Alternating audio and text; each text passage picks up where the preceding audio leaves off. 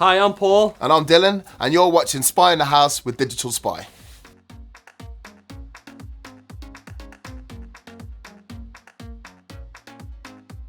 I don't think I was surprised about being inside the house. I think everything was exactly what I expected it to be.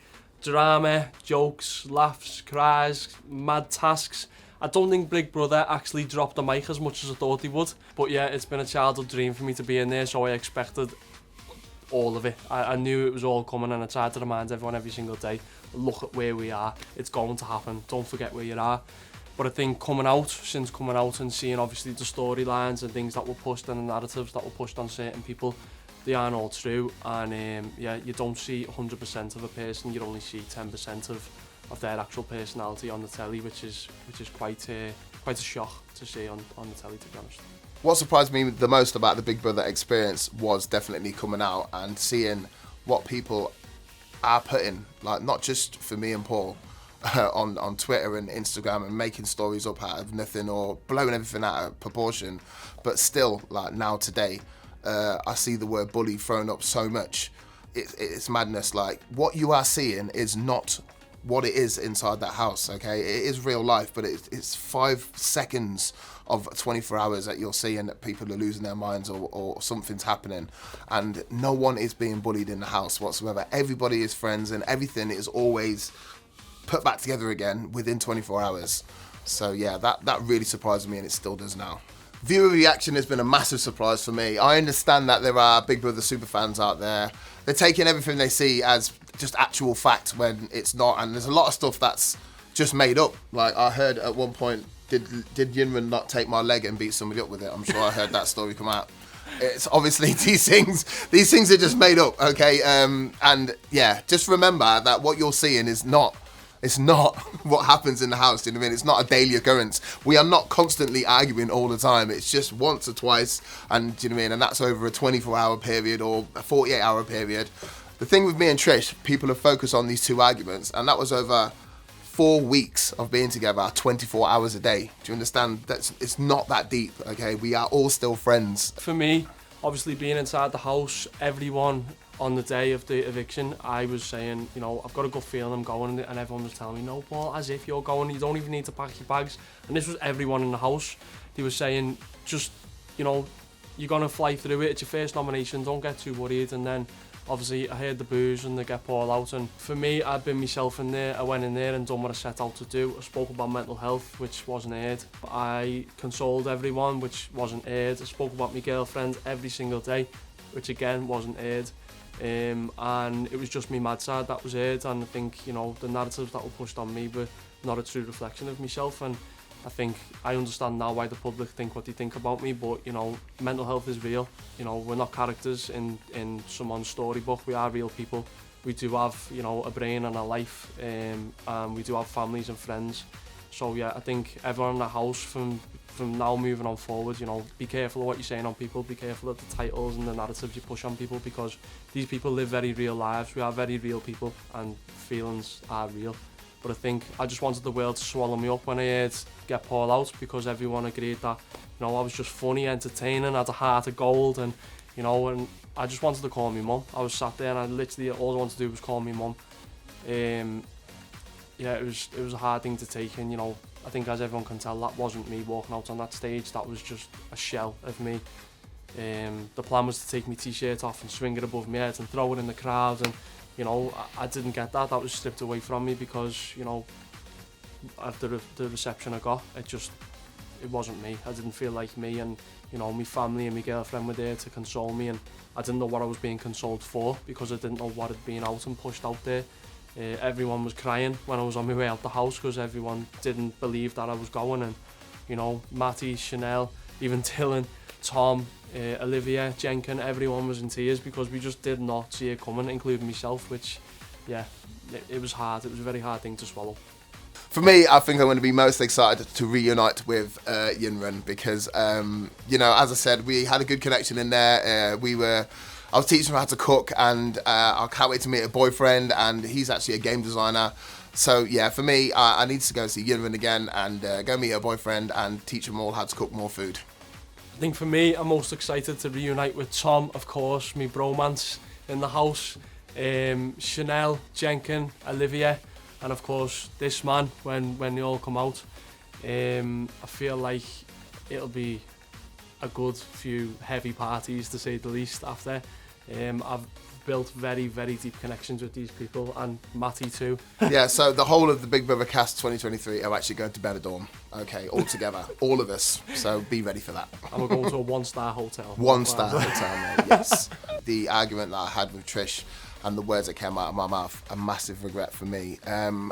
It was just a mix of tiredness and hunger, and just such a long day. We had to reapply our paint 3 times a day, 3-hour gaps in between every task that we did on Halloween. We had completely run out of food by that day, and Big Brother had literally given us 2 bags of pasta and 2 tins of kidney beans to keep all of us full for that day. So that whole thing just came out of anger, and when I heard the names that they'd put me up, it was just upset. I mean, I felt hurt. I felt like 2 of my friends, people that I consoling, people that I talk to all the time, I felt betrayed, and I just felt upset, and what I said was wrong, but it just come from a place of pure upsetness and just, tiredness, and just a mix of emotions, really. So I regret saying that, but I am only human. I feel like the biggest regret of mine in the house was probably when I stood up and shouted at Nocky and Olivia.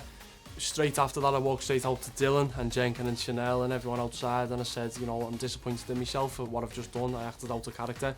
What people don't realise is, starve yourself and eat pure sugar all day. Wake up with a hangover and do that, and see if people trying to wind you up doesn't get to you. Because it's not nice. The tasks are there to cause drama, they are there to cause friction, and I stood up, I shouted, and my Scouse accent doesn't help me because it does sound a lot more, intense. But I went straight out, and I apologised to the pair of them. They were both close friends of mine, and yeah, we went on after that to carry on just being good mates. But yeah, what was pushed out on the telly and what was put on air was a different narrative. I feel gutted for him. I didn't think he deserved the nomination on his birthday, really, but it happened. I think now we'll probably see a decline on Jenkins' funny side. I mean, he is such a funny character and such a nice guy, but I think it's coming to that time in the house now where it's getting a bit much. It's the mental pressure that you have in there it's a lot, and it's been a long time now. So I think with this nomination up, you might see Jenkins go downwards a little bit. It's a very intense environment, and especially since I've gone and I was a massive part of that group, and Dylan cooking food, and there's just different pressures coming from all different angles in there. I think the pressure will definitely get to Jenkin, and it depends who else is up for nomination, but yeah, I hope to God he's okay in the house. I think the most misunderstood housemate in there now is Chanel. Chanel is a very clever, very educated girl. She has got an amazing job and an amazing career. She has done absolutely amazing for herself, but obviously, she can be a little bit ditzy and funny, and people have took that and misunderstood it, and now threw her under the bus with the uneducated narrative. But no, Chanel knows a lot about a lot of things, and she's very educated, and she's actually very funny and very entertaining, because I've heard people saying she's boring last night on Late and Live, which is definitely not true. I sat with Chanel most of the day, and she's one of the most funny girls I've ever met in my life. So yeah, it's just whatever gets pushed and whatever storyline creates more entertainment obviously is pushed more on air. So yeah, I think it's not a true representation of everyone in the house, to be honest with you, but yeah, you definitely see a part of everyone. The hardest person to live with for me, I think, would probably be Jenkin, because he snores so loud, even earplugs didn't stop the noise that man makes when he sleeps. So for me, it's Jenkin. In all honesty, I think the hardest to live with for me was probably Yimrun, in all honesty, because she was so quiet and so cute and just so innocent. I felt like my madness just outshined her sometimes, and I had to keep giving her a hug all the time and giving her a little kiss on the head and letting her know it's all okay. Who was the liveliest housemate first thing in the morning? I think I'm going to have to claim that title for myself, because I used to wake up every morning and say, it's another beautiful day in the Big Brother house. I said that every morning for 28 days I was in there, so I'm going to say it's me.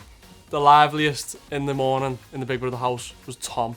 I had to sleep next to him with him spooning me all night, elbowing me in the head, kicking me in the shins, and then he'd wake up early morning and say, "Are you getting up?" And I'd be going, "No, Tom, just leave me in bed, leave me alone." And I'd wait for Big Brother to call me out the bed. So yeah, it's definitely Tom. I think the most time spent in the diary room by my count would be Matty. I think Matty, for me, Matty was always in the diary room. I don't know why, but Matty was always in. I was always going to find Matty and he was in the diary room. So I think Matty spent the most time in my eyes. That's a tough one because I don't think I even paid attention. Were you even in the Big Brother house? Bro? I know, yeah. Of course, one's sitting to me right. All the people who needed things charging all the time would go in, but they were scared to go in because they would get grilled about everything that's going on in the Big Brother house. So yeah, everyone who needed all the rechargeables all the time. Anything that you need charging in the Big Brother house, like so your beard trimmers, your vapes, or anything that needs doing, because they won't give you anything, you have to put it into a locker and then you have to go and ask Big Brother to do it, which means you're in the diary room. But then when you get to the diary room, it's like, how's the house today? How's this doing? How's that doing? You sit there like, oh mate, I don't know, just charge my thing please. During the whole time now, I thought Kerry was probably the most opinionated person in the house, really. She always had something to say about something. And again, with Farida as well, I mean, they were both the same sort. Do you mean they always had something to say about something? So for me, those two people out of everybody were the most opinionated. To be honest, I think we were all so diverse in the house. I feel like every one of us had an opinion on a different thing, and that's exactly why we were born in the Big Brother house. We wanted to converse and learn more about each other, educate each other, you know. I think everyone was very opinionated, just a lot more people were more outspoken than others, and that was all.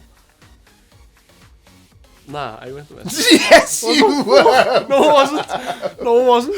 This man right here, I'll take the crown. this is how he unpacked his bag on the floor.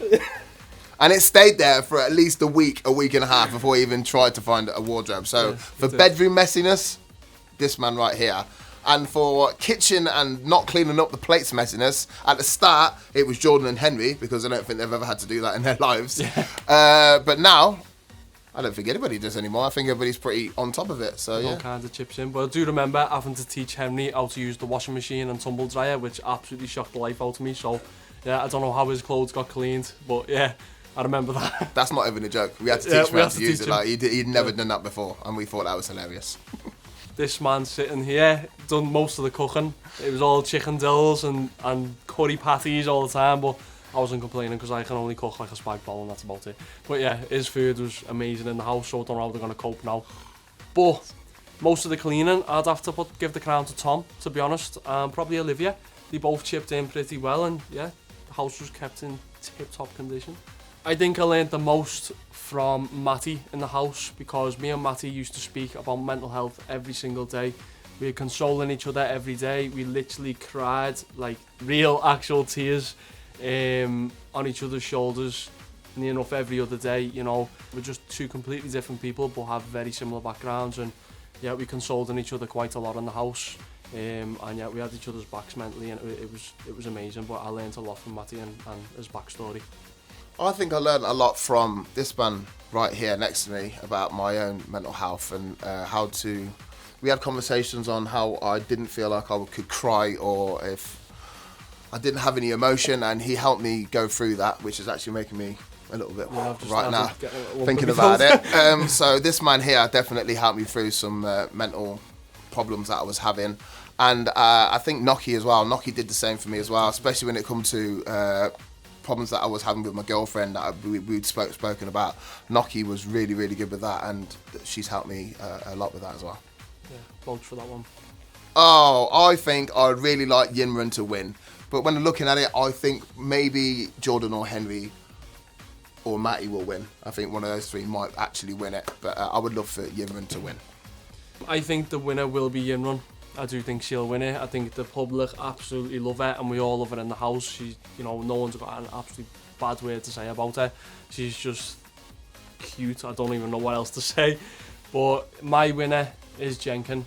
I thought he'd be the winner from day dot when we first walked in. He'll always be my winner no matter what. Thanks for watching. And don't forget to like and subscribe for more Big Brother secrets.